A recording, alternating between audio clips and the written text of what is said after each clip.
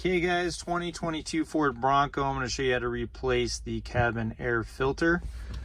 This one's pretty easy. So there's these little tabs that you can push in on each side, and that drops your glove box.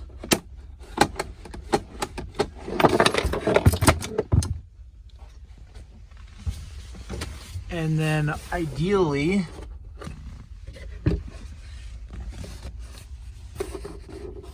you're going to push this piece up right here and remove this piece. So once you get that piece removed, that's what it's going to be like. From there, the cabin air filter is just right in this area.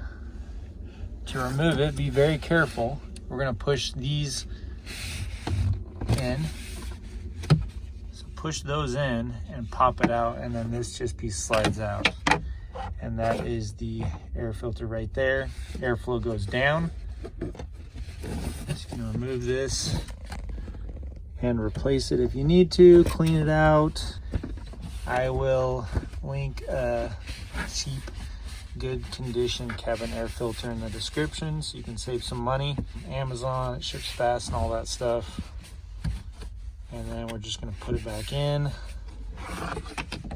and make sure you get that piece in there, pop it back on, and then we're gonna have to put this piece back in right here.